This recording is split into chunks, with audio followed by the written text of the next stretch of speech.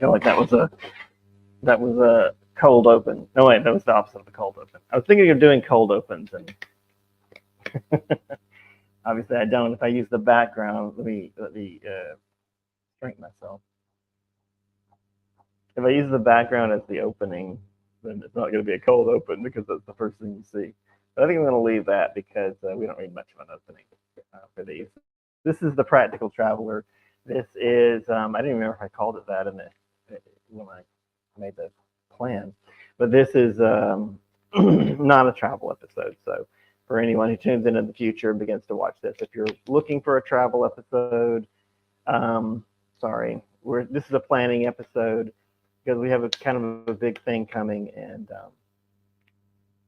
I hope you can hear me. The reason I was a couple of seconds late starting the stream was because I just plugged these earphones in, and so if you can't hear me, I guess you're not getting any of this explanation anyway. All right, anyway, but this is a planning episode, and the thing that has happened is, well, kind of a non-happening. Turn the AC up. The thing that has non-happened is that I will not be going to China to work. For most of the year, Yuri has been talking to me about coming to China to work, and I've been telling him to, get it underway. Tell me about this, get it planned, and nothing's really been moving. And finally, he said to me the other day, actually, after I scheduled this stream, I talked to him, and he said, yeah, that's not going to happen. And he's still trying to think of ways for me to come, but the reality is that if I go, I have to work without a visa, and that is not legal. And I feel like I need to get my glasses. Yeah, I'll leave them. Pretty good enough, I guess. So that not going to China, at least not presently, and he's still talking about it. But I feel like if with a year to prepare, we weren't able to make it happen, that it's not going to happen. That doesn't mean the show won't be going to China, but I'm not moving there. So now the question is, where will I live? And the only reason that's important for the channel is that it'll affect what we're going to show. So it's an interesting question. It's actually something because I've been pretty well planning on going to China, I haven't made any other plans. I turned down staying at the school I'm at. I think I would have done that anyway, so that's not a big deal. But because I'm not crazy about the school. I don't like the way they operate, and they didn't give me a serious offer to come back, which means they either never give serious offers. Scott's here. Hi, Scott. Welcome. Hola, ¿cómo está? Yeah, hola. Hey. What's up? I was just trying out 3 words of Spanish I know. Oh, well, good job. If I can turn my volume up. Are you quiet, or do I have? Oh no, my volume's really low. Never mind. It'll probably be super loud now. All right. Well, good job on the Spanish. I was just telling the future viewers, that this is a planning episode. We're not traveling today, but this is the way we're going to just decide what's coming in the future. In this particular planning episode, the deciding what's coming is figuring out where I'm going to live and work next year. Oh, got muted. Because I was chewing something. Oh, chewing is for winners. Or people just don't want to choke. Well, sorry, you're allowed to mute. I wasn't implying you can't mute. I know. Okay, go ahead. Well, I don't know how much input I'm going to have. I mean, it kind of depends on circumstances, doesn't it? It's part of this. It's partially opinion, yeah. Part of this is because I haven't really planned for this throughout the year, and that's okay because you can't plan for some of it. You have to wait and see what's happening. So the school didn't give me a good offer. The school I'm at to return, which means that's what I was just getting to. Which means they never offer foreigners good money to return or good contracts, I should say, to return. Which is possible because there's just a nonstop flow of foreigners in a big capital city like Hanoi. They just don't need to offer good wages to get people to come in or any other kind of enticement. I mean, some of the requirements requests I made were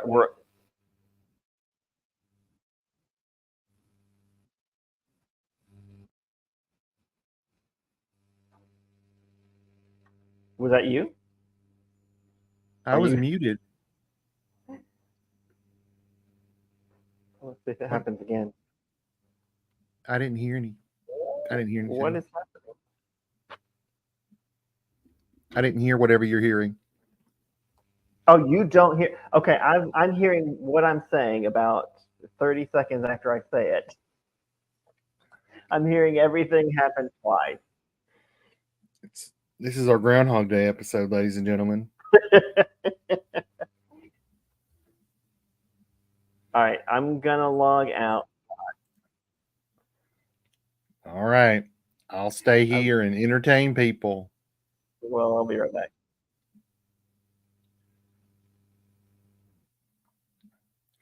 Hi, everyone. It's me, Scott.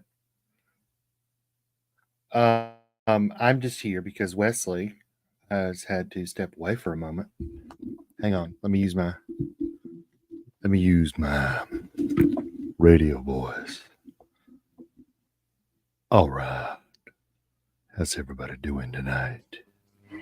Hopefully that wasn't too long. No, it was only about 30 seconds or so. I've turned into a radio announcer on late night slow jam R&B. Well, that's good. Oh yeah. All right. What problem? Although I didn't do anything. All right. Turn it off. Turn it back on. That's the solution to everything. That is the most important engineering solution. It truly is. All right. So I don't want to get too far into like the school I was working at. They're fine, but I'm not mad about not working for them next year. That's fine. I know they're better school. Well, I'm assuming the reason that they didn't make a better offer is because basically foreigners who were trying to teach English are a dime a dozen. There are just the market is saturated, and so yeah. Okay. Yeah, my 10 years of experience is not really getting me a lot here. There may be some places where it will, but not here and not in this industry. Although that's not entirely a reason that I would leave, because there may be, there may be other things that will keep me here in Hanoi. That's what I want to talk about. But even though the plan to go to China fell through, it's a little nerve wracking, but also liberating because everything's open now. We can talk about, wherever you guys might want to, whatever you guys might want to do. Could you explain to the audience and also just to refresh my memory and make sure I'm completely up to date on what the circumstances of the deal with China were? Well, I mean, there never were any. There never was a deal. That's why I'm not going there. But so what is going on was Yuri's opened a school. He showed it to us in one of the episodes, and it's a fun little thing. And that's been I think about a year, right about a year that he's open. And this is an English training school. Training schools are what they call after school programs in most of East Asia. And they can do a variety of things, but his is an English teaching training school. And I say after school, I mean weekends and after school. So whenever the kids are not in school, generally Chinese kids are going to school whenever they're not in school. So anyway, he's opened one of those, and it's been open for about a year. But there are some minimum requirements for a an English training school, because there are a lot of them, to be able to hire a foreign worker. And it's basically stuff like a minimum number of students and maybe even like a minimum number of employees, and maybe there's a time limit on it. I'm not sure what the whole list is, but he does not yet meet the requirement. He's only been open a year. I wouldn't expect him to. I don't think he's met the minimum student requirement, though. He has expanded quickly, and I think he has a lot of students now. So he wanted to hire me, but it was too much to expect him to be able to do it through his company. So he knew he had a friend that has another company that does a completely different thing, who wanted to hire me, and he wanted me to come teach at his school, although even that doesn't seem realistic. But it's to actually do the other job as well, and to just work 2 jobs. But the other job was, I'm unclear on that company, to be honest. They're selling things, and they wanted me to be on their TikTok channel, whatever you call it. I don't do TikTok. I don't know much about it, but they wanted me to be on their TikTok thing account, and to advertise and sell their products. And I was like, great, that's fine, but they didn't really want to pay anything. So there was it was going to be a combined effort of him and them working with me, and that was fine until we got into the details, and especially until we got to the point where they don't actually have the authority to hire a foreign worker either. I honestly don't think there would be a legal problem with me doing TikTok videos, like, as long as I'm not an employee. I don't think that was an issue. But since I can't hire a foreign worker, I can't be in the country working legally. And like I said, maybe the TikTok videos I could get away with. It's not this shit is not a real job. But working as a teacher is, and so he wanted me to come in and work as a teacher, and I was like, I feel like no. I know if you work for a school, because I've done this before. I've seen it written down when you apply for the work visa. If you work for a school and you get the visa through them, they can authorize you to work at other schools. So in other words, you can work for your paperwork could say one school, and then you'd be at another school, and that's okay. There's no legal issue there. But I'm not sure it works the same way if you work for, a company that, I mean, it sounds like a Seinfeld episode, import-export company. That's what they are. Mm-hmm. You work for them, and then they they authorize you to work for a school. I don't know if that works, if that's legal, because I've only worked for schools. Anyway, all that's moot now, because they didn't actually have the authority to hire anybody, and didn't seem to know it until they spent a long time looking into it. Yuri said, we were really, trying to figure this out. I was like, I feel like you would know if you had the authority to hire a foreign worker, but maybe not. I mean, they seemed fairly confident. I actually, the lady from that company took the time. She was in Hanoi anyway, but she took the time to meet with me, with another person from the company, for a breakfast, chat about. I mean, it wasn't really a job interview, but just so we could meet each other. So she took the kind of time to come down here. So I feel like they honestly thought they could hire someone. But she's like, no, in the end, no, they couldn't. So anyway, that's what happened with China. Did I miss anything? I don't know. I'm going to assume you didn't. Oh, okay. I mean, did I leave anything out that you noticed? I guess I should say. Oh no, I don't have any questions as far as all that. I guess this is where we take questions from the audience. By the way, if anyone does tune in, and if anyone tunes in the future, and this has not all come through, please feel free to leave your thoughts and ideas, because this is me just trying to figure out what to do for the next year. This is not, by the way, like it was during the the bad times, that year and a half when I was wandering around aimlessly throughout Southeast Asia and the Western Pacific. This is not like that. I'm not stressed worried that I won't have a job. In fact, it's options paralysis now. I know I have plenty of options, and I'm just trying to figure out what to go after. That's not to say that I'll get every job I apply for, but there's a lot of options out there. So, yeah, I just thought we'd sit and talk about stuff, ideas about my life personally that you might have. Well, wouldn't you want to do this or that? And also about the show, like where would be good to go for the show? Should we stay in here in Hanoi? There's still stuff here in Hanoi we haven't done. I don't think we'll do heavily tourist stuff anymore. We kind of hit most of the major tourist things, but there's still stuff to do, to see. And we could cram it in before I leave if I do leave.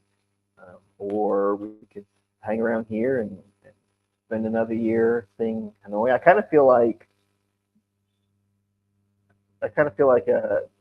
oh, today's my birthday, by the way. Today's my birthday, and you get this idea and you start thinking, I'm getting older. If I'm going to do other things, it's time to do it. So that's one thing that's driving me to think about going somewhere else. What do you think? Yeah, I had a lot of those similar sort of thoughts, I guess, a couple months ago for my birthday. Well, happy birthday! I know I've told you before, but off camera. But happy birthday! Yeah. And Mama asked me to also tell you happy birthday. Oh, okay. I told her, and I said you should text him, and she said I don't know if I have the correct number. She could have gotten a number from me, I guess, but for some reason that didn't happen today. I don't know. The number that I had for years through Google is no longer valid. They stopped giving you the eternity of phone number, legal phone number. Oh yeah, don't give your phone number out over this thing for sure. I mean, I can give that one out. It doesn't work anymore. Be calling somebody else. Oh, well, I guess that's true. It's 867-5309. That's right. That's it. Well, I could send her my excuse me, my Vietnamese phone number. If she, and I'm guessing she doesn't, but if she uses the Google texting app, she can switch it to RCS mode. And if you guys have that in America, which maybe you don't, I don't know. But if she does that, you can send it over the internet. You can send texts and other things over the internet.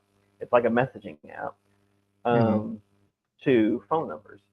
But both people on both ends have to be using it. It's like RCS is like it was SMS and then MMS, or maybe it went the other way. Yeah. So the next progression is called RCS, and it turns your text into like a chat app. You can send pictures and gifts, and you can send stuff over the internet, so you don't have to worry about having a service. You just have to have a Wi-Fi connection. Anyway, yeah, I can send her that number, but if she doesn't use RCS, it doesn't really matter. I don't have an answer for that.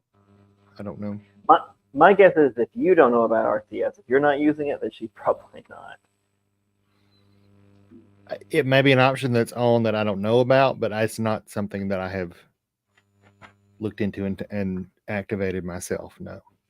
I don't know. If like I said, if you use the Google texting app, it's in there. I know it's in there, but I don't know if you have to turn it on or if it's automatic. Well, see, we've got Android phones, so that's Google based right there, and they're probably like everybody that makes an operating system, they're going to lean towards their own stuff, their own apps and software and stuff. Most manufacturers though give you the manufacturer's text app by default.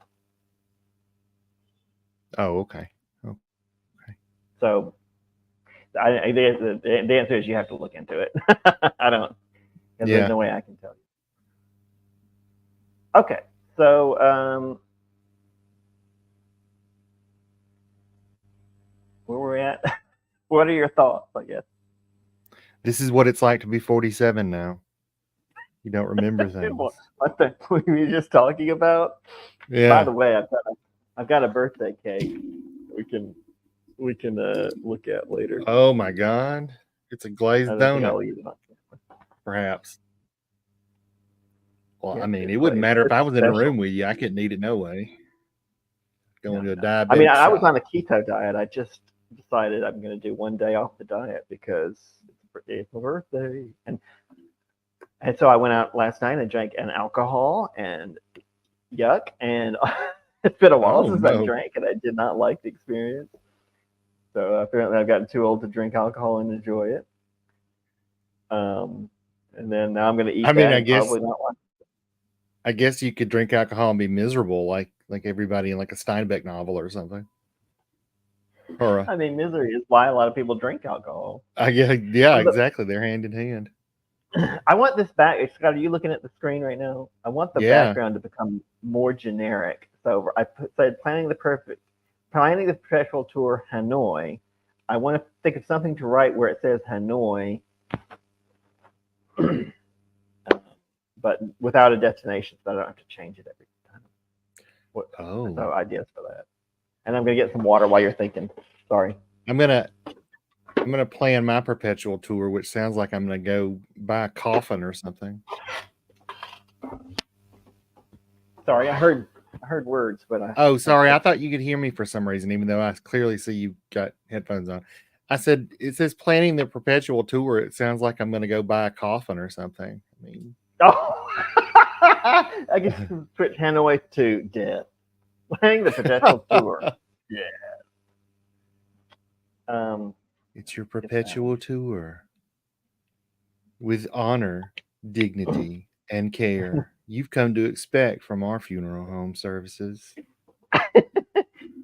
Come to expect how many people? Well, never mind. Everybody. I used to. Everybody is eventually the I customers. don't bury everybody. No, everybody's eventually the funeral home's customers. Well, yeah, but they're not really the customer then at that point of the product. Whatever. Should I remove myself? For some reason, StreamYard has lit up the remove option on my picture. I don't know that you should do that. Wow. Get yourself out of it. StreamYard's being pretty harsh in its criticisms tonight. Apparently. It's kind of judgy. But also extremely subtle. Yes, that's true. What do you fucking mean by that, StreamYard? God,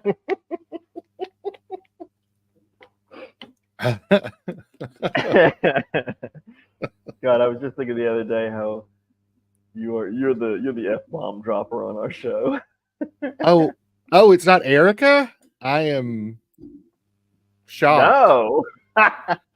No.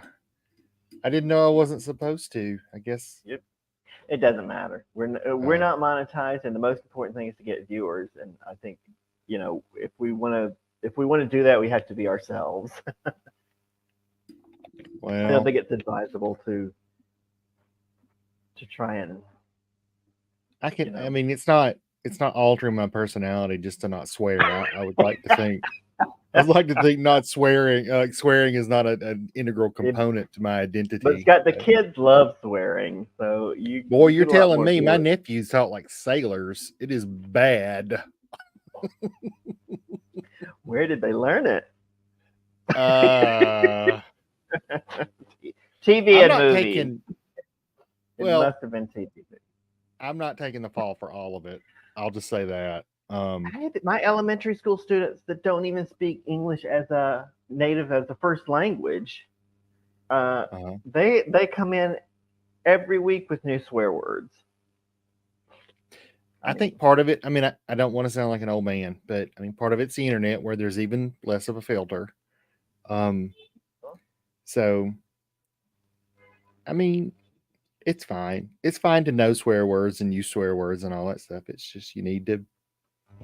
I will say this: like I was just playing a game over the internet with my brother, and I hear my nephews in the background, and I mean it's horrific what they're saying. Now, one of them just turned 17, so I don't know. Like he's almost an adult, and I'm like, why is that child? I still think they're little kids. Why is that child swearing? But exactly 17. Okay. He's actually 17. But I hear him in the background, and they're just going on and on. And I said to my brother, I said, they don't. I said, that's so weird. They don't talk that way when they're down here. Hmm. And he said that's because they're at home. So I was going to say, as long as they know when it's appropriate and when it's Yeah, that's kind of true. not. That's Don't true. go into a job interview dropping F-bombs, kids. Right. Or the classroom, like a lot of it is. I'm just like, I don't mind that they know these words, but you got to know you can't say that in front of your teacher, or where your teacher can hear. Yeah. Well, and sometimes if they're small children or whatever, and I mean, with these kids where it's a second language, they may not know that it's considered really bad, you know. Right. Yeah, that's absolutely true. I don't have my finger on the pulse of Vietnam as much as I did China, even though I've almost been here as long. That's another thing we can talk about. But as far as I could tell in China, there was no such thing as the level of bad language like there is in English. So they hear like English swears and they think it's just, a fun little insult. Like, no, people take it seriously, and like people get angry if you call someone something. Like, if you did some of the direct translations from childhood taunts and like little kids into English, I mean, they'd be swearing like a sailor, which is not looked on that way in China. It's just societal. I mean, like, I think in like Australia and Britain, like calling a woman the C word is more acceptable than it is here in America. Well, women I'm not sure about women, but like guys call each other cunts all the time. Yeah. That's not even a big thing in Britain. So you're right. It's cultural. Yeah. Yeah. Which is probably why YouTube is fairly loose with their policies. They have, I mean, I just saw a notice the other day. I didn't read it. Probably should have before I came on, about adjustments to their swearing policy. But I mean, it was like the only rule was within the first 30 seconds. And even then, it's only about getting monetized. Yeah, I knew it was within a certain portion of the video you weren't supposed to say certain things, but that's why we have a 1 minute opening. That way you can just cut loose by the time we're on. But yeah. I mean, I think we had part of what we're doing with this channel is to travel around, show places as they really are. Live. It's I'll make edited versions of it, but this is not staged. This is not B-roll shots of the beach while I do a voiceover. Those are great channels, but there's just plenty of them. I don't see any reason to make another one, and I don't know that I would make a good one even if I did. So we're trying to do something a little different, show a place like it really looks. And in order to do that, we have to be natural, conversational, chat. We don't have to be, but I think it goes along with the thing. Yeah. So that we can see it and so I don't think it makes any sense to edit yourself while we're doing it. And also the other thing is, like, this is adult stuff. If you're the type of adult that does not want to hear or engage with adult material, okay, that's your right, but this isn't the channel for you. And if you are an adult and you're planning things, I don't think most people lose their shit over hearing a couple of swear words. It's not like we're the worst, like most, potty mouth people on the internet. But we talk like regular people talk, and I'm kind of disturbed by how sanitized media is. I always have been. It's not a new thing, but it's just like any sitcom you see, any movie you watch, almost any. The language is not what people actually use. It's a little, it's fake. I guess is the point. Which I guess people know. Well, some of that I would guess for movies and such is just the writing. Sometimes a writer is better at crafting natural sounding dialogue, and sometimes it sounds very stilted. But yeah, that's true. The other thing is, of course, with that is the rating system. I mean, you've got to have your show hit a certain rating amount. Oh, right, yeah. Not amount, but I mean a target, and there are enforced guidelines on what you can and can't say. So sometimes it's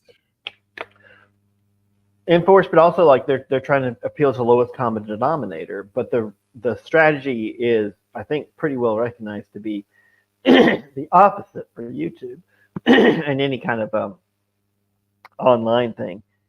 It's the opposite. You want to target. You want to narrow target your audience so that we don't have an audience yet, but you don't want to try and appeal to everybody because that's just not going to work. There's just a vanishingly few number of YouTube channels that do that successfully.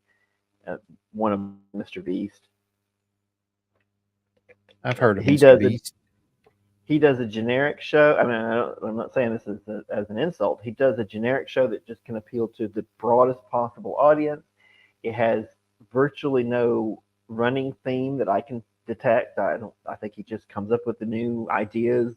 Sometimes it's like not quiz show. Sometimes it's like a game show, and sometimes it's they're driving around fancy cars, and it's just kind of random stuff. But it's always something fun, and people tune in, and he does a good job with it. He's very successful, but that is not a good model to follow. Most people cannot do that, and it's you need to have a specific thing that you're doing. I think because generally it ends up with content that's just so watered down. It's not saying anything. It's not showing anything. It's just it's almost like a documentary. Yeah, it's not a lot of fun, but a lot of people.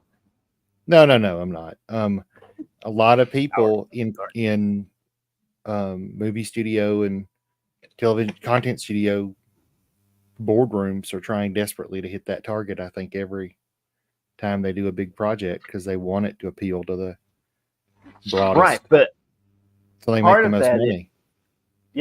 Part of that is because they only produce, even though there are a ton of movies, but compared to the number of channels on YouTube, there's comparatively few movies that come out. So they want to appeal to the broadest audience. But and look how much content's on streaming now. I mean, in part because of COVID, but there's so much out there. There's so much, and you and I have talked about this before too. It's so easy for anybody to pick up, not necessarily the best tools in the world, but you can get video editing software, like basic video editing software for nothing. You can get a good camera in your phone as part of whatever you're paying for your phone. I mean, good microphones are not expensive, and it just takes a little bit of research, and you can make something. I mean, some of the like CGI stuff, like Blender, which is used as a component, I think, of a lot of CGI stuff, that's free as far as I remember. I mean, obviously there's going to be better, higher end versions that are not, but it's the tools are so much more accessible to so many people, and that's part of the reason there's just so much out there, and it's scratching every itch. There's probably not a niche that you can't find something for right now. That's right. Yeah.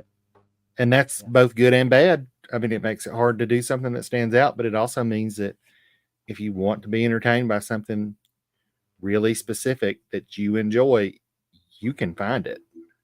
Right. Yeah. I mean, for good or ill.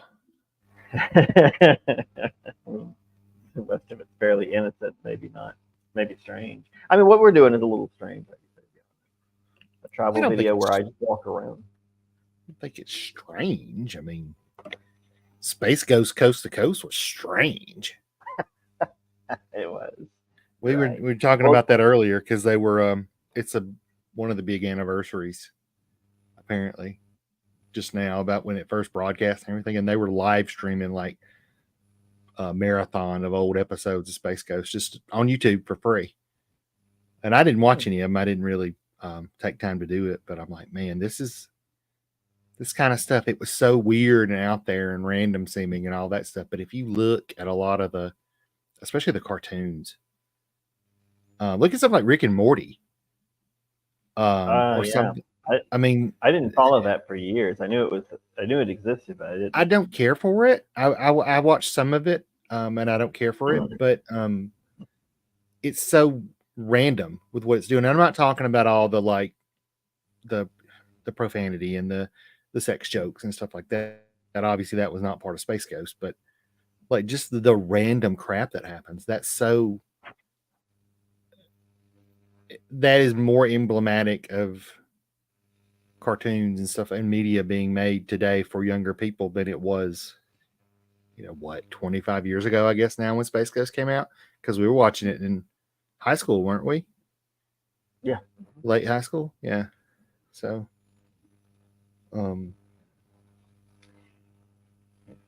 gosh, it may be more like 30, probably more like 30 years now then. It was the 90s. So yeah, 30 years. Yeah. Scott, let's answer the first question. Okay. I guess we're gonna attack this from this angle. Should I stay in Hanoi? Now that I'm not going to China, should I stay in Hanoi?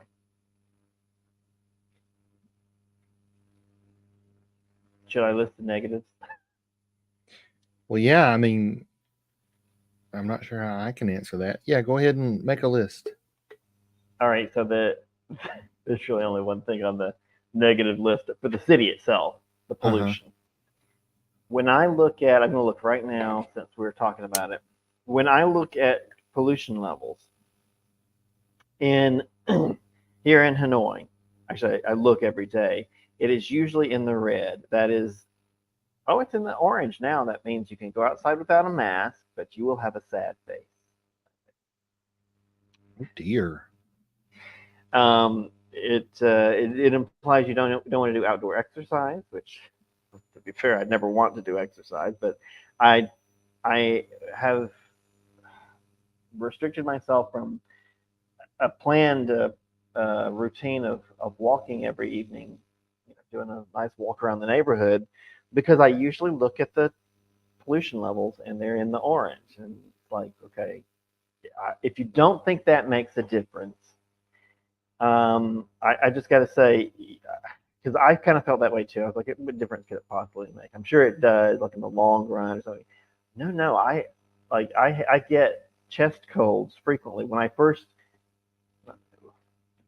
say when I first came back. This is after the pandemic, so this year, I was not very diligent about wearing my mask outdoors. I guess because I've been gone for so long, but. I would get chest colds and breathing problems, and it's a real thing. The air is really bad here. So, just to compare that to Vietnam's largest city, Ho Chi Minh City, I'm looking right now there, and it's all green. You have to go outside into the suburbs, like where the factories are, to get even in the yellow, but it's all in the green. Know if it does anything. Can you see that? Yeah, there's a green dot. The glare's too much, but so it goes green, yellow, orange, red scale.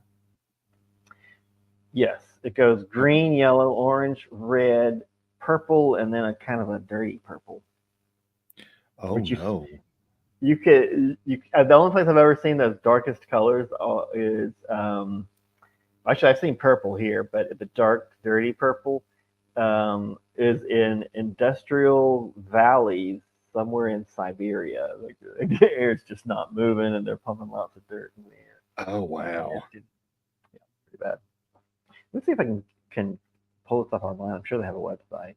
Well, all right, that's a valid concern. That's a health concern. I mean, you're not just being like a weird hippie about it. I mean, for people out there who may think concern about the environment is a quote weird hippie thing.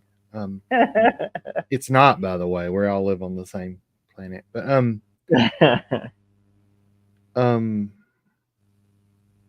that's a Yeah, I valid think. concern. So where else? Like you just mentioned Ho Chi Minh City. That's got a better, seems like a better air quality. Yeah, much better. I was surprised because I haven't been following it. But Well, I know that. I mean, there's going to be like polluted industrial cities everywhere, but I know there's a few in China. I think India also has a few. Not that you were thinking of India, that may be too far west, but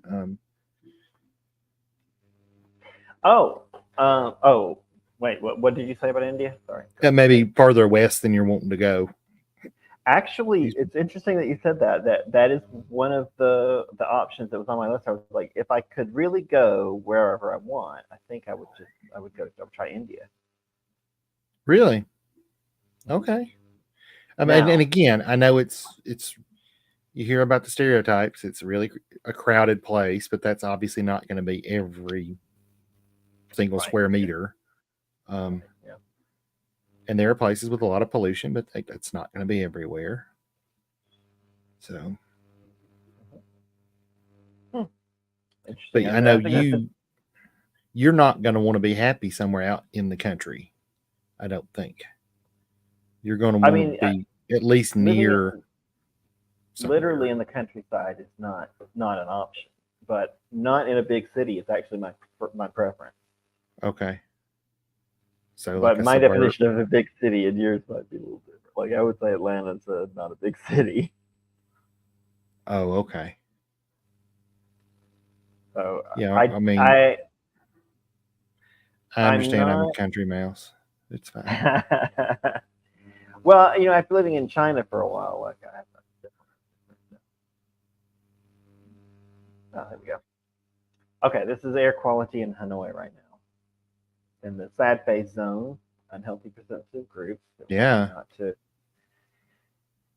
not to do exercise outside, but it doesn't say don't go outside. There are levels where it says just stay inside, and I do that when it just says wear a mask. I'm like, well, okay, I'll wear a mask if I have to go out, but if I don't have to go out, I just won't go out. Mm-hmm.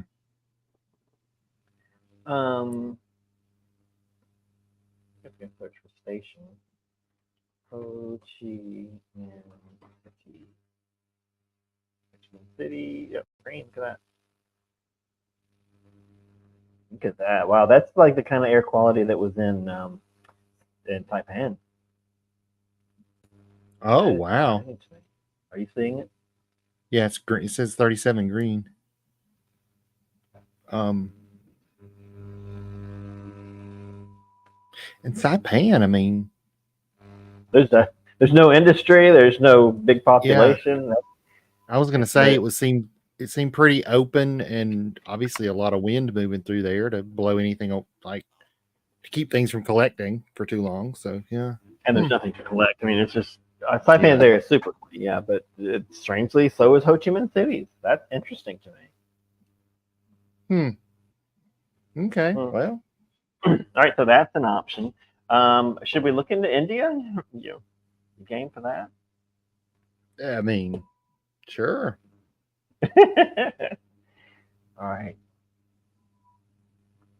Switching. Does India need English teachers?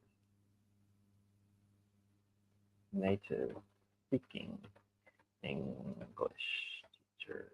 Now this is not because it comes up often. I do searches on who pays the most and where's the best places to go. Times of India, native English speakers much in demand.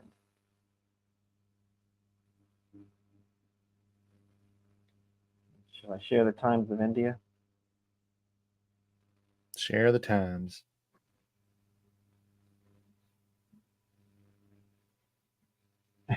Okay.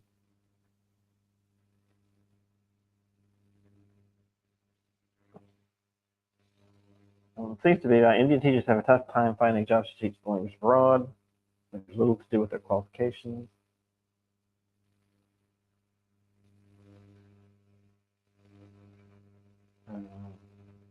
Okay, so this seems to be about Indian English teachers who want to go abroad to teach. So that's not what we're looking for.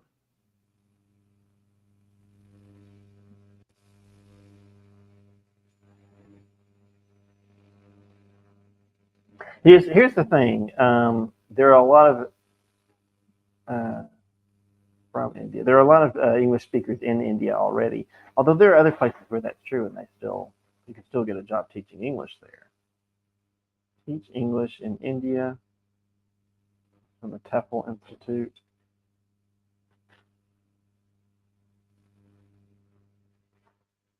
TEFL jobs in India. That's a really big school. It really is, but it's got nice decor. Yeah. Teach English in India. Pay TEFL.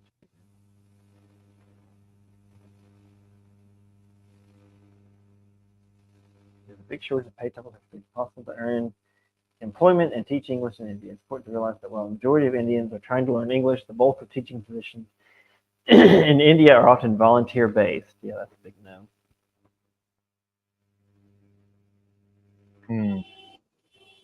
Can't afford to hire somebody to teach English as a foreign language.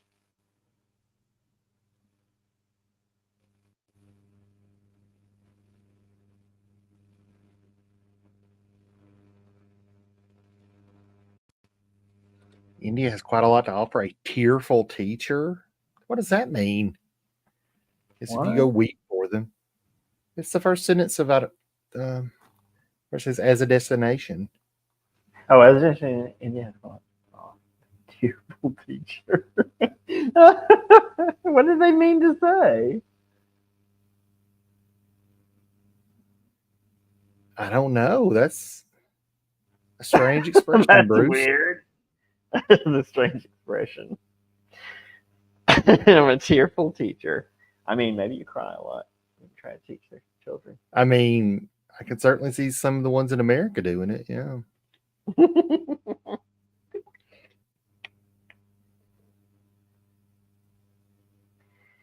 I feel like that may have to simply be relegated to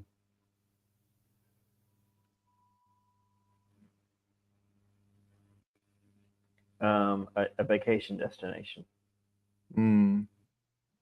I've never I like that statue though. That's pretty cool. I know, isn't it great? Look at that, yeah.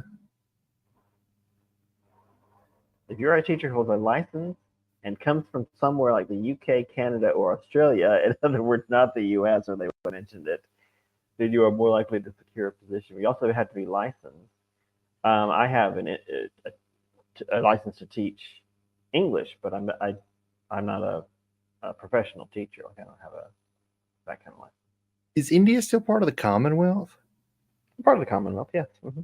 Okay.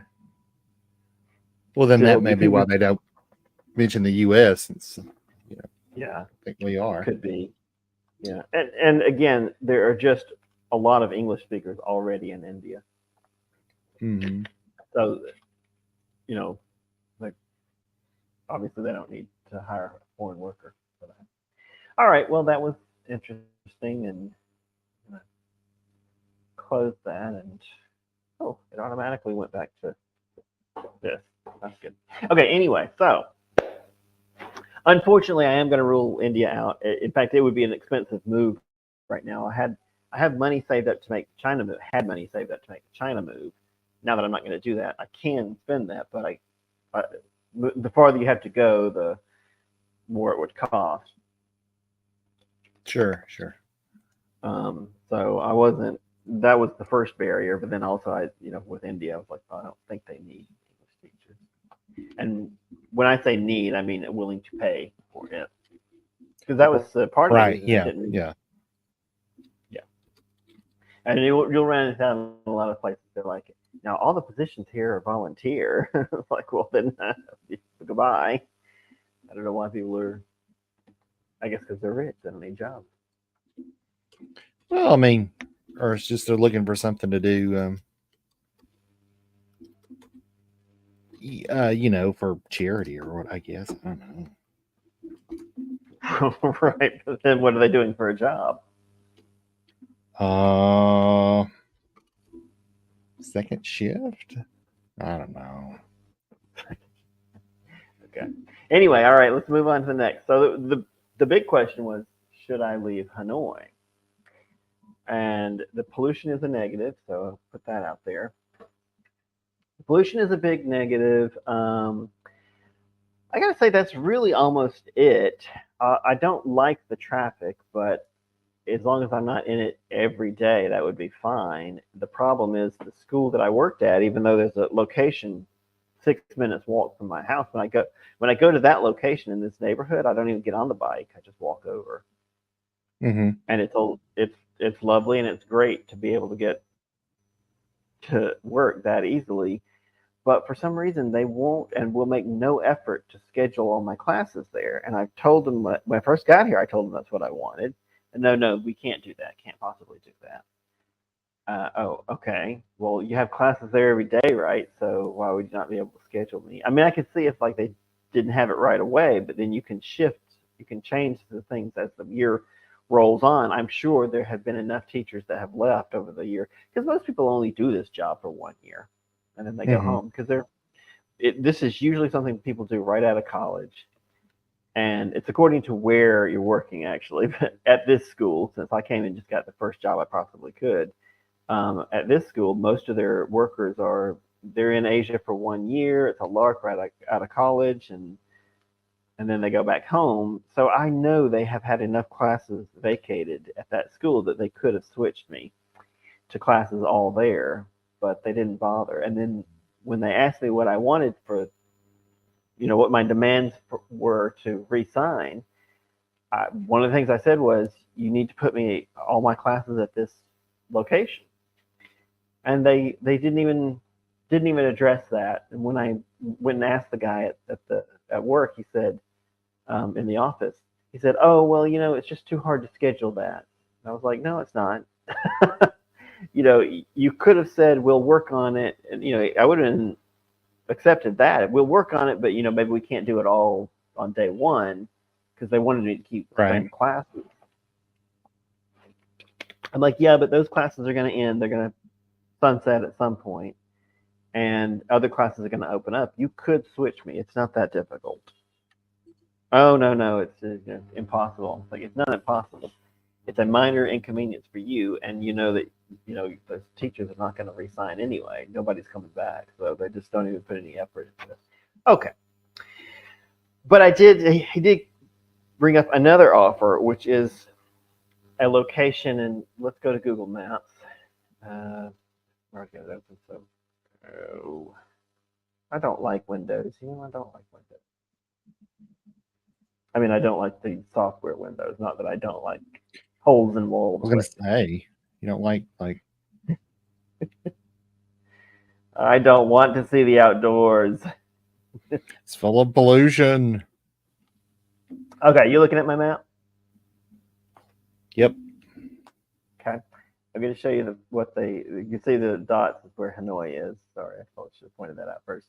This is where he said that they have a school that is cooperating with them. I'm not exactly sure how to say it, but it sounds like they're franchising, but he didn't use that term. So anyway, it's a school that's not part of their corporate school system, but he says it's down here, and they're looking for people. Now that is just outside the city. I won't go back to the pollution map. I just ask you to trust me. It is within the pollution range, so I'm not getting outside of the pollution by kind of down here. Nevertheless, it is an interesting. We'll look through some of the pictures. It's an interesting thought to head down here. Oh wow! Yeah, it's a new development. It's in a wetland, and they've preserved a lot of the wetland in the development. So it's good. It's also very close to a famous pottery village, whatever that's worth. It's just off the river, the Red River, which is the one that runs through Hanoi. It is, again, not far from the city, not far at all, but outside the center of the city for sure. And it looks like an area where, I mean, it's a fancy area. It's one of those fancy high-end developments. Maybe some things to consider there. Like these people may be more likely to hire me for tutoring, maybe adults and kids. I really should take a trip down there. This whole thing is what we're doing this for. So, part of the travel planning aspect of this episode today is to talk about when my contract expires. I will have time. It'll be the start of summer anyway, but I will have time from that point to go and investigate some of these options that we talk about today. Which is why I made this into an episode. This is probably not something anyone's ever going to watch, but it is relevant travel talk. Okay. So this will be the easiest place to investigate because it's just as Well, I mean, I definitely think maybe put it on the list. It's obviously not helping with your pollution. With your pollution want there, but it's not that far off. You've listed a bunch of potential positives already. It looks really pretty. So I definitely would not throw it out currently. Maybe that's not top of the list, perhaps, but it's on the list. Yeah. Okay. I would think because again, it looks like you said. It looks really new and nice. I mean, but yeah, it's fancy looking. Yeah, a lot of green space. I like to be the type of person that says I don't care about a lot of fancy stuff, and I don't like expensive shit, and I don't care about a lot of fancy stuff. But I mean, I'm as much a sucker as anybody for something that just looks nice and clean and new and pretty, and yeah. Yeah. Well, I don't think that's anything to be. I mean, apologetic. It's not like it's fancy in a gaudy sort of ostentatious kind of way. Like you said, it just looks very new and modern, and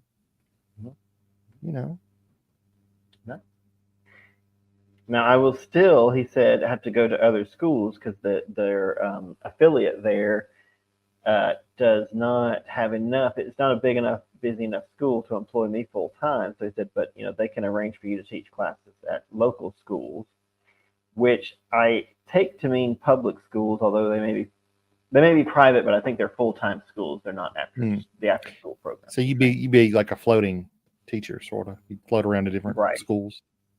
Yes. Okay. But I asked where the schools would be, and he said, no, they'll all be in Eco Park. So that development, that area has its own school system. It's pretty big. It's a fairly big. Yeah, I noticed that where they showed some of the wider shots. It looks pretty big. Yeah. A big development area, but I'm saying it's big for development, but it's nothing like what I'm doing now, which is to drive all over the city of Hanoi. I mean, they have schools at the far ends of the city, and I have to go one day over there and one day over there, and on Sundays I go to two different schools, and so that's another positive for Eco Park. Then is that everything would be at least much more centralized, if not just one location. So that's right. Okay. All right. So, not far from where you already are, so moving would not be as much money. Oh yeah, it would be a fairly easy move. I was thinking I was like, how many cab rides would it take to just put my luggage in the cab and go down there? And then I was like, versus how many times back and forth on the bus. The bus goes down there. I've been to that Pottery Village. It's a tourist site. I've been to Pottery Village a couple of times, so I know the bus goes down there. In fact, you can see on the map right here that the bus goes down there. So anyway, but it may be worth it to just haul the stuff in the back of the cab. Yeah, I was wondering how many trips, and I wouldn't even have to move right away. I mean, it's close enough that I could commute down while I look for at the start of it while I look for a place to live down there. I wouldn't want to commute every day, but it's close enough to do that. Anyway, Apollo English is a different company, different school, and you can't. I don't know if you can see them. They're the red dots. The the yellow are my like favorite places. But if can you see the screen? Uh-huh. So yeah, that's a different company. I could apply for them. These are just another option for staying in Hanoi. And I don't know a lot about it because I have not talked to them yet. But I probably will go talk to them this week just to find out the details. If they want me to drive all over town, I think that's just a hard no because I'm not doing that. So I don't know how standard that is. The school I work for doesn't, and I do not like it. And this school, Apollo, they've got places way far out. Like there's one in Eco Park right there. And then the Ocean Park is an actual park, so it's like I think amusement park, I think. I mean, I see there's a river and a lake, but I don't exactly know what the scale is of the map I'm looking at. So if you say they're very spread out, I'll take your word for it. They are. I mean, probably not very spread out by your standards. This is if you're thinking about Atlanta as a comparison, Atlanta is, American cities are very, very sprawling. Yes, they take up especially a lot more Atlanta. Risk. Yeah, especially Atlanta. That's right. Mm-hmm. This is not on that. It's not that much. Let's see. I live here at the lake, right next to the lake, and the school that is right. Sorry. See where the mouse is right there. It's the farthest one out that I go to. That takes sometimes up to half an hour to get to. Oh, okay. So that's the time scale anyway. Okay, so that's an option. I don't have a lot to say about it because I don't know about Apollo. They're a fancier looking school. They look nicer. The ones that are out, like, okay, I'll put mouse over this one. The one in Eco Park, it gets 5-star rating on Google. The ones closer to the center of the city do not. But this is another town, Haiphong. This is a town not far away. Again, it would be a fairly easy move, but it's about 2 hours by bus. Probably longer on the train because it's a slow train. But anyway, you can take the train down. It's pretty easy. And they have an Apollo English too. I think they have one actual location, but Google, the way it is, seems to pull up several places. But they have one of them Apollo English location. Anyway, yeah. So, and then there may be other options there. That's a town I considered strongly until I went on a trip and actually went there. Not, I hate to say it like that because it sounded like I was like, oh yeah, but it wasn't as nice as I hoped it would be. But it's a decent town. I mean, it would be a fine place to live. There's nothing wrong with it. I guess I had more built up in my imaginings. Yeah. Okay. So that's some options close by. Okay. Okay. So then I looked into what are the top 10 places. I think it came up with the top 8. It's an odd number, but in Vietnam to live. This is assuming I leave Hanoi but stay in Vietnam, which again for the moving cost purposes is probably my best option, unless you think of something better. The first one is how do I get it right? Cam Tho. I just looked at it. Cam Tho, Vietnam. That's the real thing. So Cam Tho.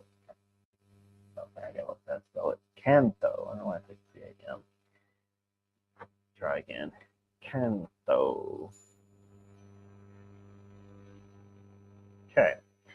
This is an interesting thing that it popped up. The site I looked at didn't literally say it was number 1. Like it gave the top 8, but then it didn't say what order they go in. But the first on the list, I don't think it's alphabetical. That would be. Maybe it is alphabetical. H. Maybe it is. Oh no. N. V. Oh, it's just an alphabetical. No. Wait. It's down low. Okay. So I'm assuming because they put it at the top, that they're considering it the top place. was just a thing on the internet, so I don't want to put too much faith in it. But this is an interesting option because Kanto is in the Mekong Delta. I don't know how much geography you have in your head at any given time. I always thought of Saigon as being in the Mekong Delta because I knew the Mekong ran in the south of Vietnam, and I knew Saigon was in South Vietnam, southern Vietnam, and I knew that it was on a river, and I was just like, it's got to be on the Mekong, right? Because that's the famous river, so no doubt there. As it turns out, no, it's not. There's more than one river in southern Vietnam. But Kanto is in the Mekong. That's not the name of the river that it's on, I should say, but it's in the Mekong Delta. Mm-hmm. So if you look up here, this is where we were in Phnom Penh. The Mekong, we saw the Mekong there. It runs along this area here, and the Mekong Delta is this whole area here. It just splits. The river just splits out into many different other rivers as it heads towards the ocean. Kanto is, I guess, the biggest city in the Mekong Delta, and it's not that big. Let's look at some pictures. It's not a big city, but it's growing, and that's why it's listed as a really good place to live. So when I saw that on there as an option, I thought, wow, that would be an interesting thing to live in the Mekong Delta, to live in a not large but fast-growing city in Vietnam. Mm-hmm. I mean, that's a pretty good imaginary checkbox. Not that I really had a list, but to check that off, I'm like, wow, that's pretty cool. How's the pollution? Well, great question. Let's go over. How did I say I spelled it?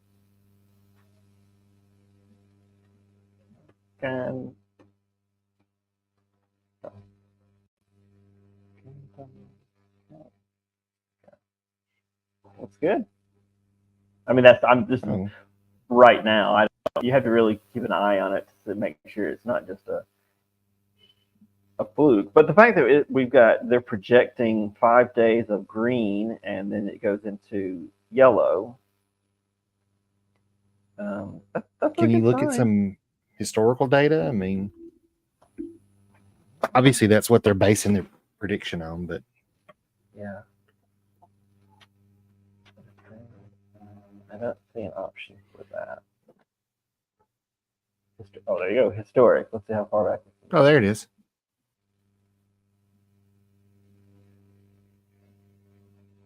Oh, just a couple days. Yeah, just a couple of days. The fact that it's in the green now is a pretty good sign. I mean, here it does not go into the green. And the weird thing is, like, I wasn't used to that because I came here and lived during the pandemic for 2 years, and it was often in the green. Well, I won't say always, but it was often in the green. Oh, I guess because everything was shut down. Right, because everything was shut down. And I was like, oh, this is all just lovely. And since I've been back, it doesn't go green at all. It never goes down. So, but yeah, it's not good to just look once and go, yeah, it's green right now. I mean, I remember them talking about how, the pandemic, the global basically shutdown was going to help the environment a little bit because it meant so there were going to be that much less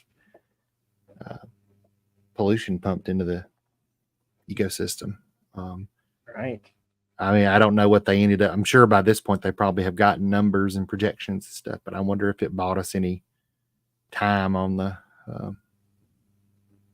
climate change scale or something. I don't know. I mean, technically some, I'm sure, but I doubt it was enough to make much difference. Oh, I don't know. I don't know for sure, but it seems like it couldn't possibly be more than a couple of years, since it only lasted for a few years anyway. Yeah. All right, so Kanto, I think that's an interesting option. Yeah. But I would point out that at a certain point when you're headed south, it it's not going to get any hotter. Like, I don't think it would be hotter in Kanto than it would be in Saigon. But it's also worth it to note that anything below Da Nang is going to be pretty much tropical weather, tropical climate, 24 hours a day. I mean, not 24 hours a day, 365 days a year of hot, no respite from the intense heat. Have you been there? Not to Kanto, no. Oh, okay. My God. Gotta show you how far apart they are. Actually, I guess showing you doesn't help because, again, scale is a thing. But let's say directions from.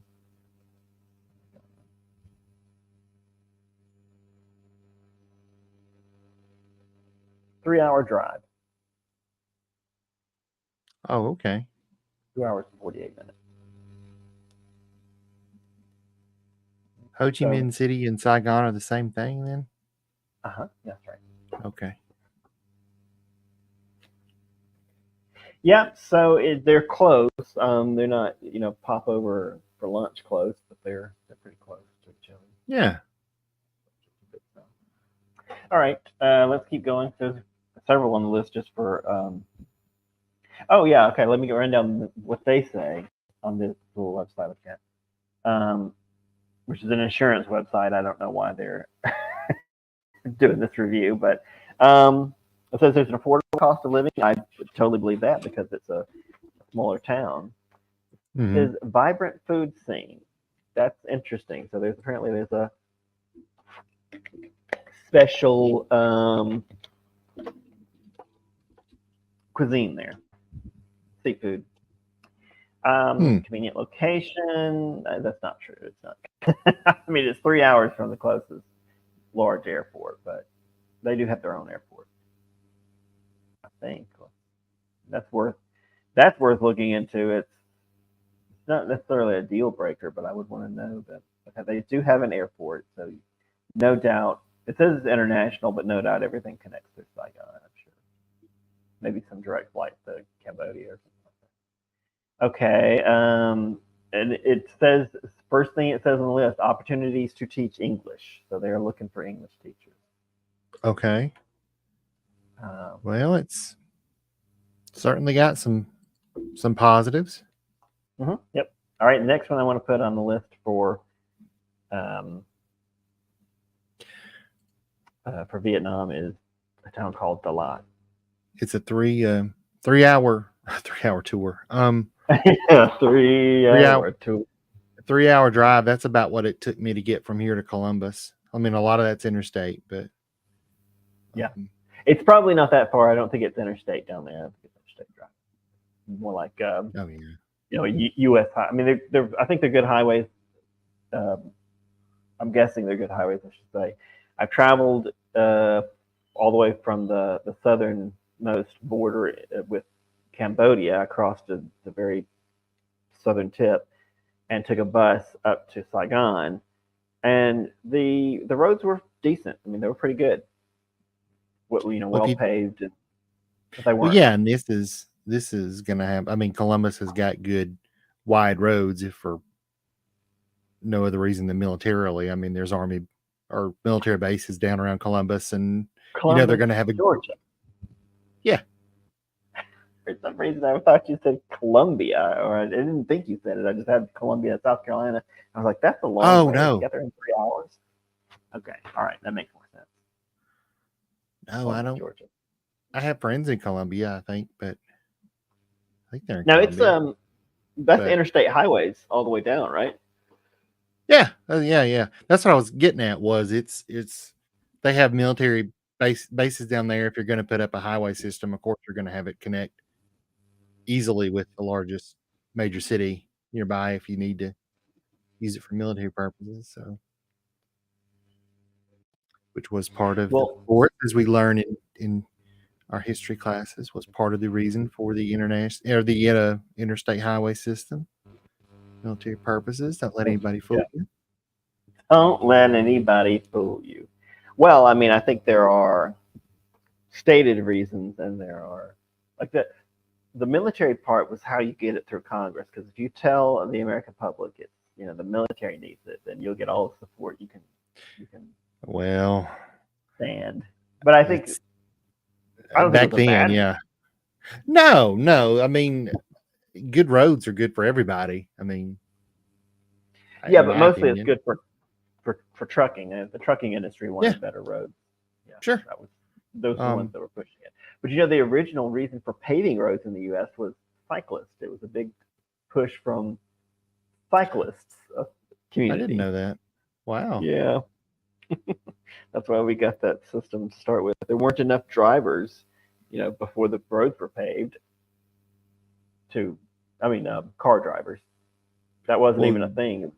Well, yeah, I mean, it takes a very specialized sort of setup on a car to get over, sort of rough terrain with a car. You have to have paved roads. Mm-hmm. Yeah, but bicycles, it's not fun to ride a bike on an unpaved road either. And that's no. A lot of people pushing for that. Yeah. This was all the fascinating stuff I learned in when I went for my master's. I don't know. I think it's interesting. I think it is too. But we're going to go from the biggest negative in Canto being the temperature to a place where that won't be an issue. This place was one place that I've been looking at pretty much all year, the lot. Mm-hmm. It's one of the few places in Vietnam where the temperature is just, perfect year round. It ranges, I think, from 17-degree lows at night to 25 or 26 highs in the daytime, and stays right about there all year. The only thing that changes is the rain, because it is tropical. It's pretty far south, but it's also a highland area, so it's not hot. And that just strongly appeals to me. It was, you remember, we've been to a resort city, a resort village, I guess you'd say, built by the French during their colonial years, close to Da Nang. We went and saw that. This is the same concept, but it's a whole city. And it's not just at the peak of a mountain. It's just in the highlands area. So Dalat's a fairly decent sized city. It's not huge. It's not anywhere the size of Da Nang, but still a tourist city because the weather is nice, and it's just a nice town. Anyway, they say there's not much of an expat community, and I'm not sure how much demand there will be for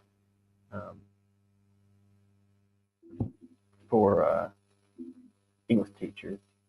But I'll have to, of course, look at that wherever I go.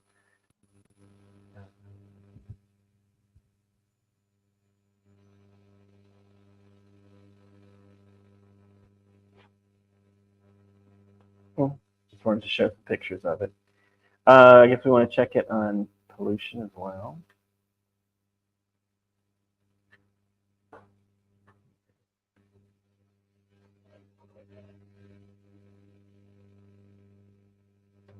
International.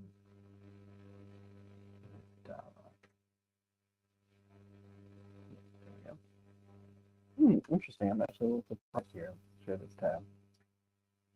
They are currently in the yellow.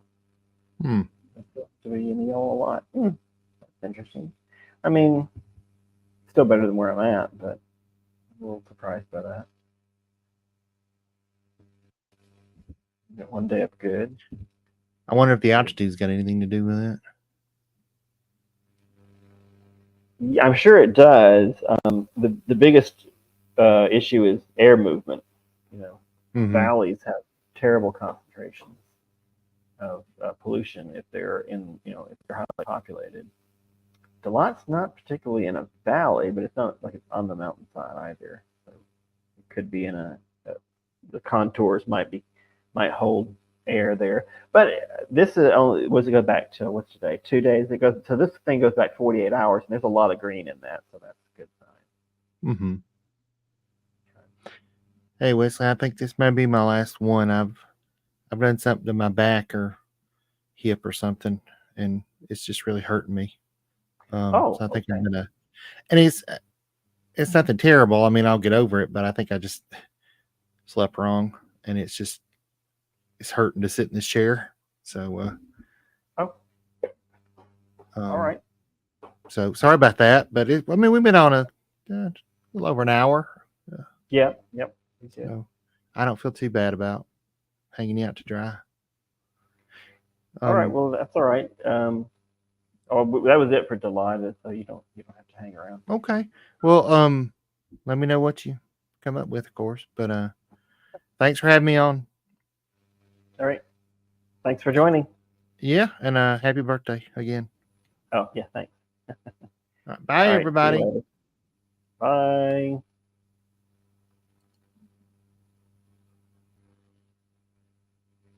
All right. Well, let's try and run down through these quickly because he's right. We've been on a while. We talked for a long time without actually getting to the topic, which kind of always happens. But all right. I would say this would be something to edit, but there's no reason to do it. This is somewhat of a planning episode. When we get to the travel part later on, that's pretty. When we get to the travel part later on, this is going to be done like we're just going to wing it. We're going to talk about. That's why I wanted to talk about like potential places to go, which I will continue to do. We'll just zip through them quickly. But then when we actually travel, this will be at the end of. Oh, it's still April because it's my birthday, dumbass. So next month is May. May 22nd is my last day at work, and I'll have some time there.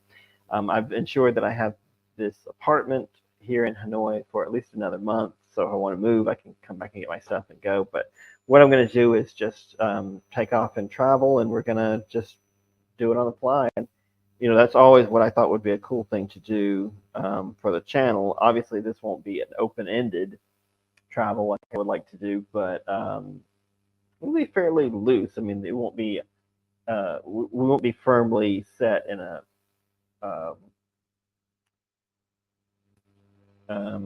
in a plan like we were before. I don't think we'll go international for it.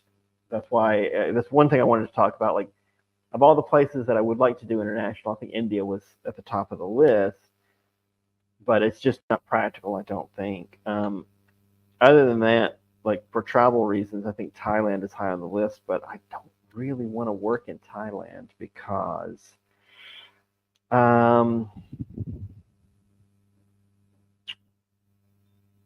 it's just too popular with foreigners.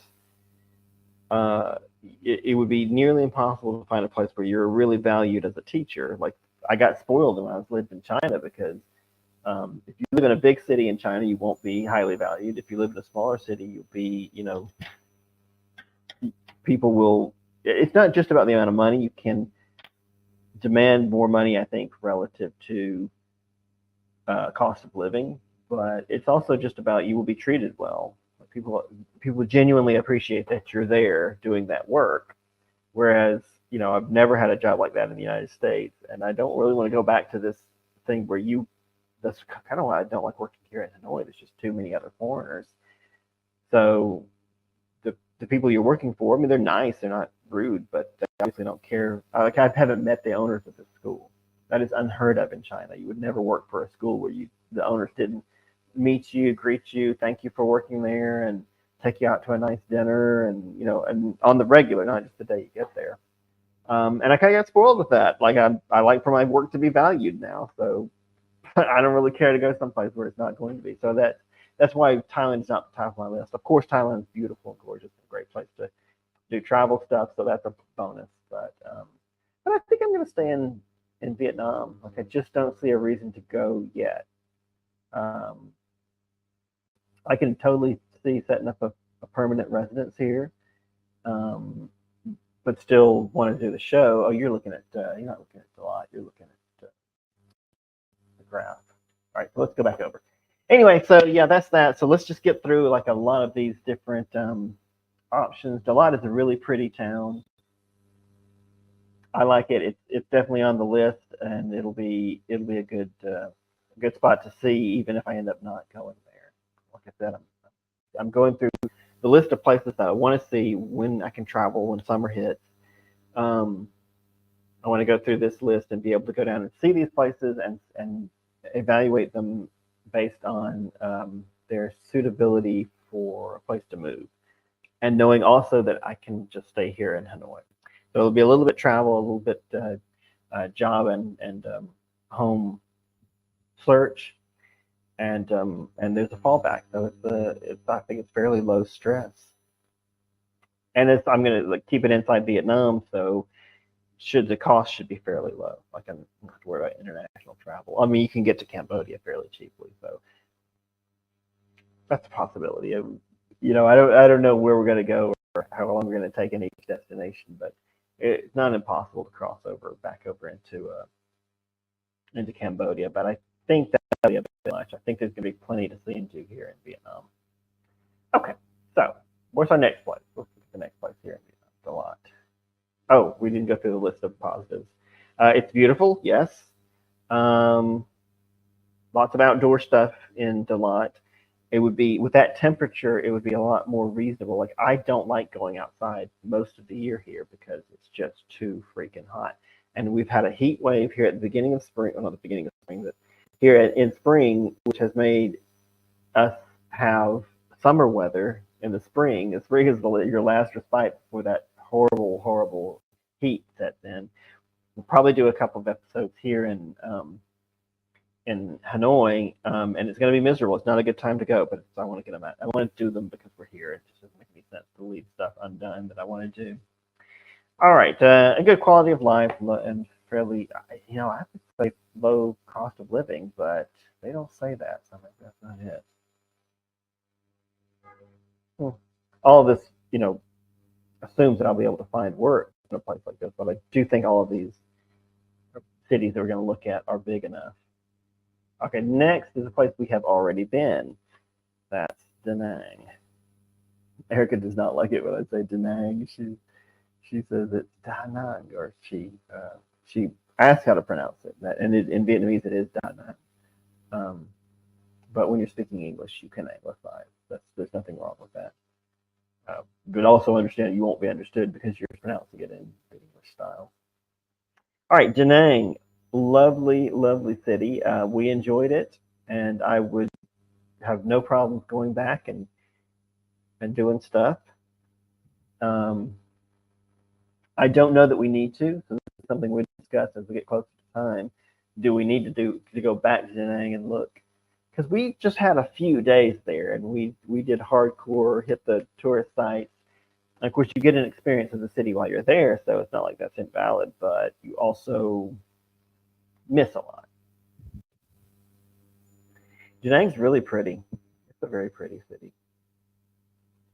That's the amusement park. It's actually outside the city, but I don't know what that is. I mean, it's a temple, so I don't know where. That's a famous, famous site.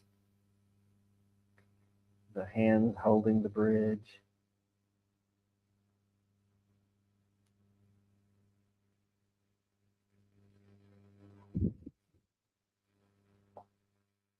Good beaches there. Nice beach destination. Nothing. None of the rest of Vietnam has some really nice beaches. It's almost a shame to live somewhere where you're not close to beach. Dalat, by the way, looks like it's so far in the mountains that wouldn't be an issue. 2 hours away is the beach. Actually, I think it's Vietnam's nicest beach. All right, the positives on modern, loads of co-working spaces. Actually, that sort of thing is not outside of consideration for me, because I would actually like to, if I can learn Vietnamese, start teaching online. Start teaching, English classes online. That would be good.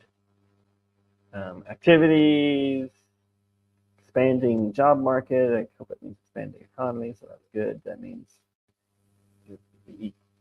no, it's a good. It's a good spot for English teaching. There will be a large expat community there, which is not necessarily a positive to me. I'm not. And there's a ton of foreigners here on this island, and in fact, there's just too many. I can see it being okay if there's a decent crowd, but this like I went to the little bar I went to last night to have my drink. All foreigners, no Vietnamese people at all, and I was like, oh. Okay, and there's a Via Hoy around the corner, but the reason I didn't go there is because it's always packed with foreigners. So, but that's, I don't know, that's never really a problem with a city if you're just where you're at. It's where I'm at in the city. I didn't know I was located in the middle of Expatistan. That's it's a website called Expatistan. I didn't know I was doing it because it was the pandemic and we'd just been let out of lockdown, and I walked to the nearest spot outside the historic district because I knew I couldn't afford to live there and I didn't really want to. Well, and this was the first spot, and I was like, "Whoa, it's lovely!" And it is lovely. It's pretty, but there was no people, so I didn't know who lived here. It's a lot of foreigners.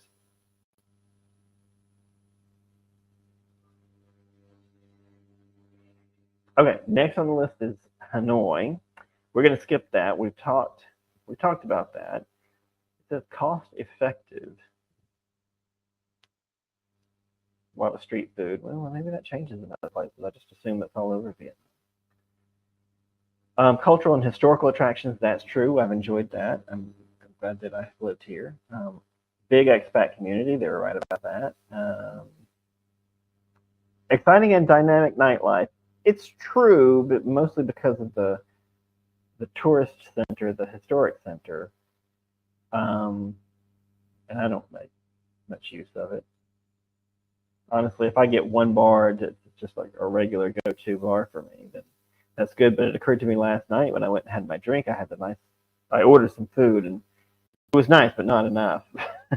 But it occurred to me that if I'm going to eat in a bar, you kind of have to drink. You don't have to, but it kind of kills the point of being in the bar. And I don't, I'm trying to lose weight. I don't want to do that.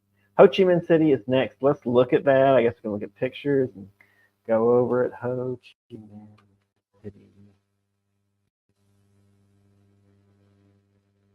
There, let's get some. I mean, this is a big possibility because I've always like sang the praises of Hanoi and said, it's the better city, it's great. Ho Chi Minh City's not all that great, but I've never actually lived in Ho Chi Minh City. I gotta say, a lot of it looks very nice. The heat will be the same problem as Canto.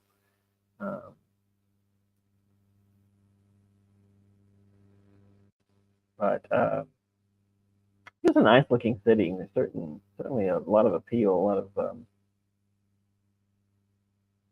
positives of going there.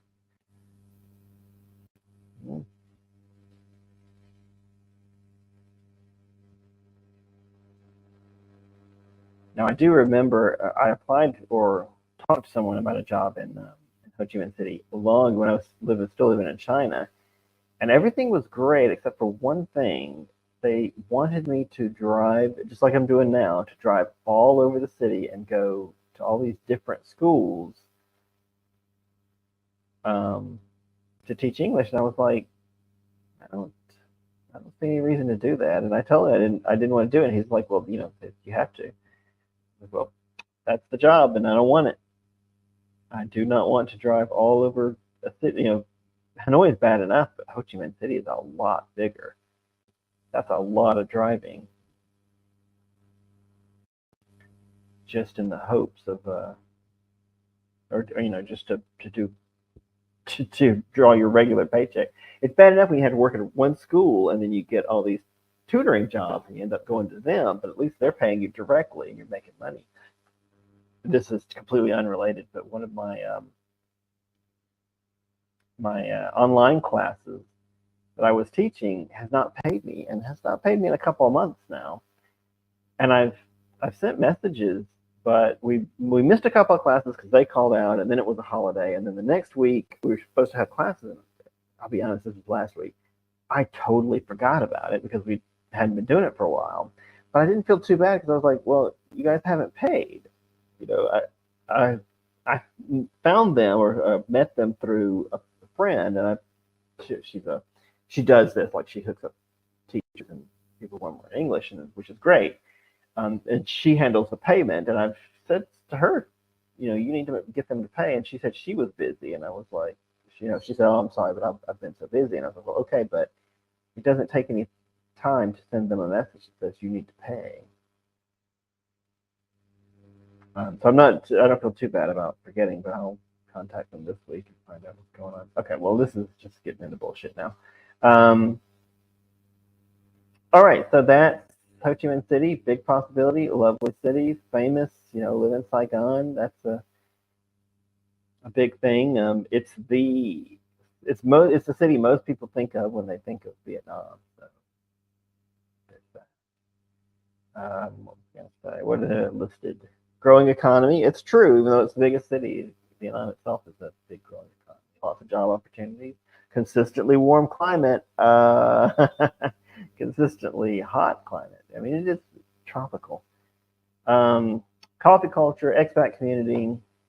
Okay, that's all true. I'm sure we already looked at the pollution levels. So that's good. All right, let's see what the next is. Nha Trang. If you don't know this one, Nha Trang.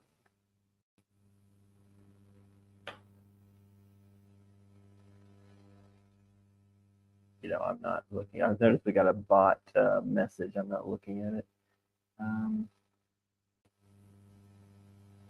If any messages pop up, I won't see them. So give me a couple seconds because I'm typing on the other screen. But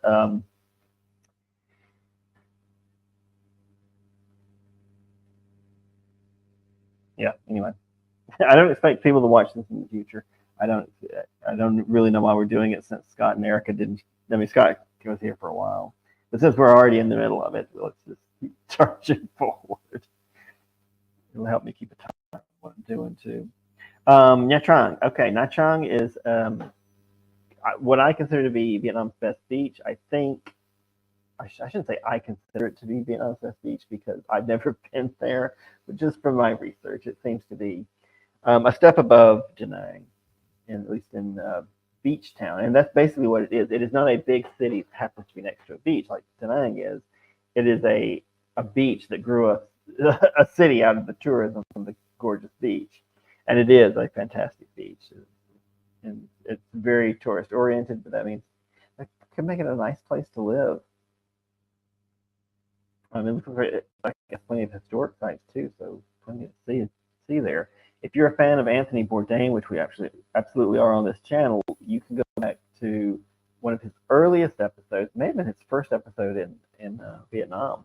He goes to Nha Trang, and I was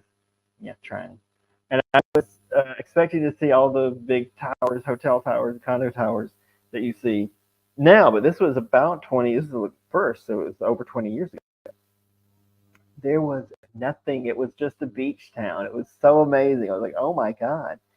So, this is one that's always going to be popular. There's going to be plenty of foreigners there. Let's not with all that entails. That's not Nha Trang. Okay, we got out of the good list. So I'm sure that'll be one of them.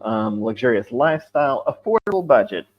I don't know if that's true, but I mean Vietnam in general is pretty cheap. So perfect climate. Yeah, it's probably because it's on the beach. It actually is a little cooler and easier to take than Ho Chi Minh City is. Wow, so there's so many English speakers there from Australia, Europe, and the U.S. It says French and English. It says there's so many that you won't have any language barriers, which means, I mean, that's already true here. Everywhere you go, people speak enough English that you can do business, whatever kind of business you need with them. Chances to invest, that doesn't really apply to me. But it is a beautiful Beach city. All right, one more beach city. This place is called Vung Tau. We've been there on the show before as well.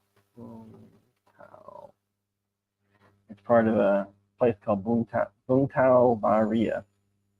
Actually, Bahria is probably more by speed, but let's look at Vung Tau because people like it. Okay. Pictures. Nice. It's a much smaller town. This is the beach town closest to Ho Chi Minh City.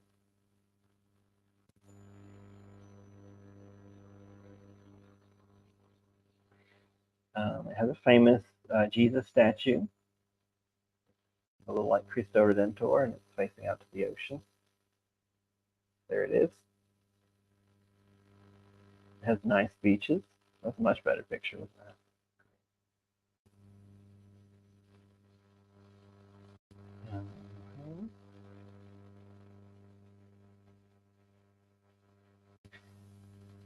And yeah, I guess that's it. You can take a ferry. It's close enough. You can take a ferry from the town into Saigon. What you'd want to do that for? Not sure how long it takes. I'm not sure if you can go there and back in a day. But generally, looks like a nice town. It was when I was there. Enjoyed it.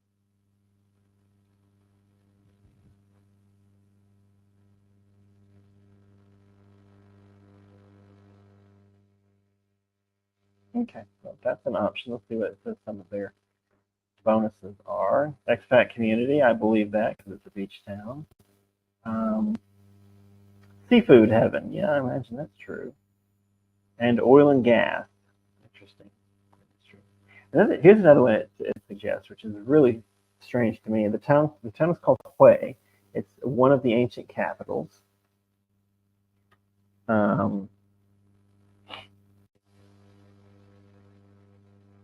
See, there's two train stations. Anyway, so and it has what has been called the Forbidden City of Vietnam. That should tell you, what you're looking at there.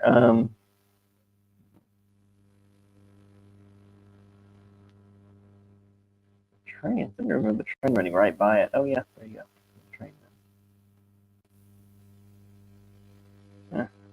Well, that's it. You can. It's not hard to point out. It's there's a little square there on the river. That's the Forbidden City of Vietnam.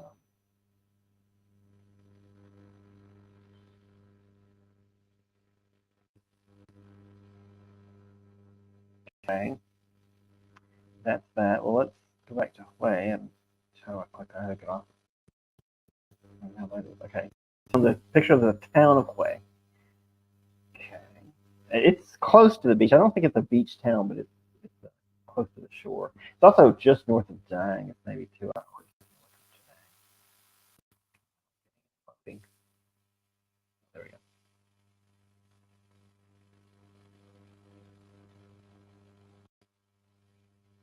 So it's one mega site. There's not really anything else in the town for tourists. But what more do you want? So that would be interesting. I don't know if it's worth signing a contract with someone to be there for a year, but I'm going to put this on the list. I'm going to make a list of destinations for us to see for this purpose. Cool. Okay, let's see what it says about them. Convenient location. That's not really true. I don't know why they say things like that. The minute they say convenient location, if you know it's not. Because if you're in the place you want to be, you don't say it's convenient to the place I want to be. You're in it, right? So if it says convenient to Da Nang, I guess, right? But convenient to Da Nang means it's not in Da Nang. Anyway, co-working spaces, affordable living.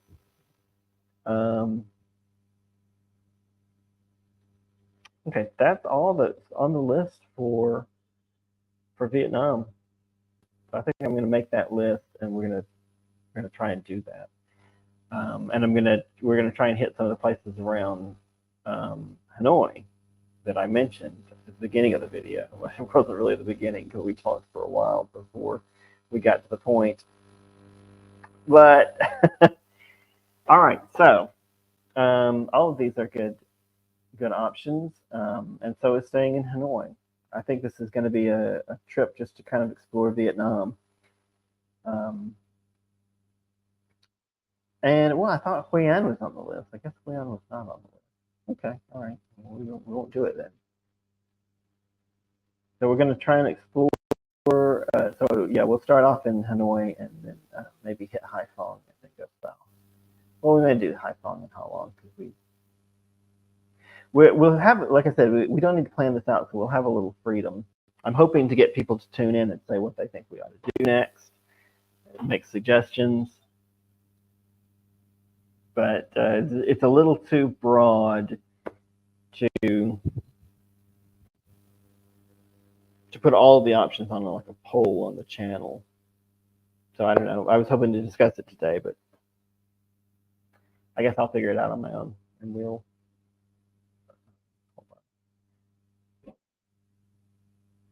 go from there. How do I stop share? I can't stop sharing. Stop sharing. All right, so there you go. That is what's going to happen at the end of May. We'll make some more firm plans, and I'll post it. And we'll see what happens. I've ordered a longer battery. One of the things we might do, I think I will do, unless we just can't make it happen for some reason, is that towards the end, when we're in Saigon, we'll actually do some full day episodes there, and that'll be the last city in Hanoi that I want to do like full day tourist episodes regularly for the stream, for the channel. I mean, everything else will be kind of, we may do some like little touristy stuff along the way, but it'll be kind of just us exploring the cities and seeing what we think of them. I hope Erica will be able to join. She'll have something to say about that. She probably will for a couple. Okie doke. Thanks for tuning in. I don't know if I have.